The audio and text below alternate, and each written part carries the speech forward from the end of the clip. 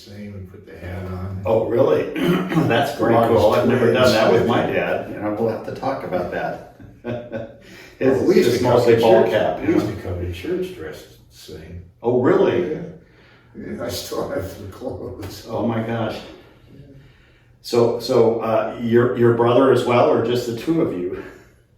Is your brother? My twin and I, they dressed us identical. Right, So we were right. like So did your dad 7 match with the two of you as well? No. No. Okay, It's that's what I just when he was older, we dressed Oh, the the same. two of you did, yeah. A lot. And I was thinking the other day, because I remember going over there and visiting him towards the end of so I got to get to know just a wonderful man. So by the way, we're just chatting over here and you're listening in on it. So this is our weekly Wednesday video chat. And as I mentioned last week, we're doing 3 weeks of chats with highlighting 3 different ministries in church. And last week we talked about outreach. We're going to talk about another one today. And so my friend Mark Higgins here was reminiscing about some of his history with the church. And I was driving home here after lunch and I was trying to remember, for some reason your dad's first name was skipping my mind. Elton, that's right. Yeah, Elton. Amazing man, and just had been at this church for a long time. Since the Y. Since the Y. So he was one of those charter members of the church way back in the day. And and here is his son, the very active Mark Higgins, who, along with things around here, is involved in ski instructing and probably snowshoeing. Who knows what you do, but you don't let much moss grow, that's for sure. Yeah. So I brought Mark in today to talk about another ministry, and it's one that is under our parish care team. So it's really kind of caring for our community family here.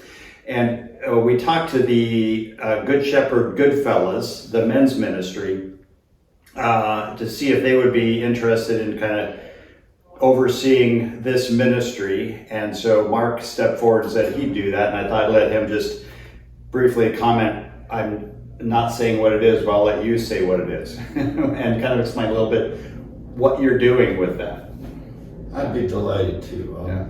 It's clearly a passion of mine. I was brought into it because I did it for my parents and my wife for 18 years, and here I am. So you were kind of transporting them. Oh yeah. Yeah, and doing all that, right? Absolutely. And so you just got a hint. He's transporting. So it's a transportation ministry, picking up people who are homebound. So yeah. So yeah, that is the primary mission. Is of course to pick people up and bring them to church, and we take anybody that's permanently unable to do that. They can't drive, or they don't have a car, or somebody that can't temporarily come to church because of an illness, or they just simply don't feel like driving because it's too challenging. And we enjoy everybody. We hope everybody that needs a ride or wants one will come. But we do a little more than that. We'll take you to medical appointments. We go on adventures. And we tend to expand this ministry. I'm reading notes, sorry. To include widows and widowers and people that are simply in the parish and they're alone. Let's go have some fun. Because the real goal of this whole ministry is more than transportation. It's to battle loneliness. The Surgeon General has classified loneliness as an epidemic and a public health crisis. Yeah. And I don't know how you feel about this, but I think morally and operationally, a church is best positioned to combat this epidemic than any other entity. The government is very limited. Yeah, right. You know, Yeah. the city and state, they provide transportation and in community centers, but it tackles loneliness in a different angle. We want to do it more personally and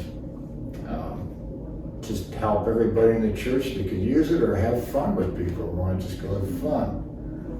I mentioned adventures. None of this is formal or organized, it's all off the cuff, but we go for drives. Sometimes after we leave church, we go for drives. We bring the big cat habitat. We took a boat trip to Palm Island. We've done bird watching and lots of lunches. Everybody likes lunch. And we, there's no big aspirations. We just want to simply cover everybody that needs this service. Yeah.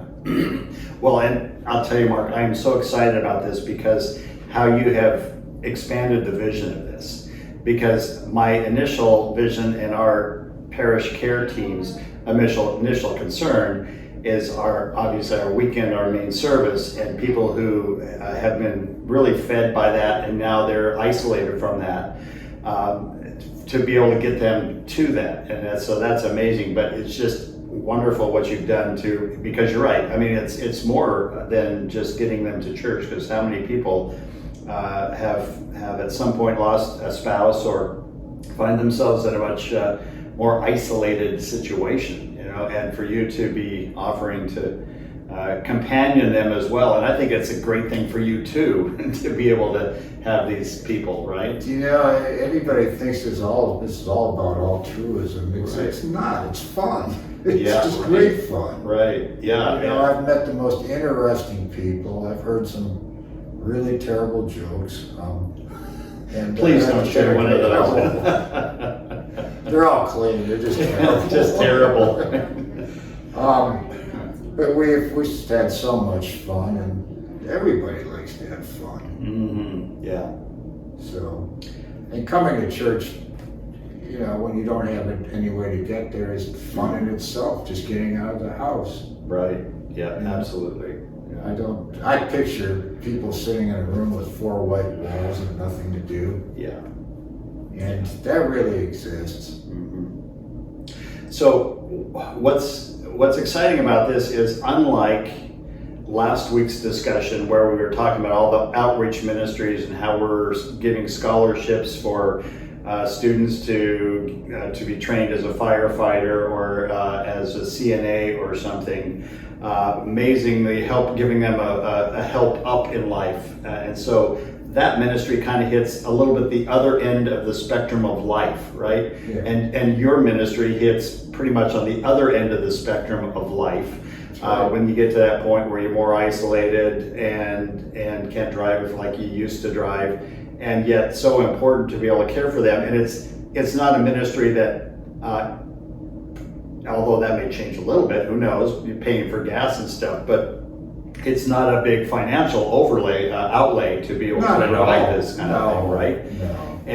And so it doesn't, as we talk about the annual fund campaign, it's not something that is a crucial part of a line item in our budget, but it is a very vital ministry that really meets some really serious needs for some folks to be able to get to church and to be able to get outside the 4 walls and to be able to have some fun in life. So you may be in that situation, or you may know somebody else who is. So talk to Mark about it. He's in the directory, and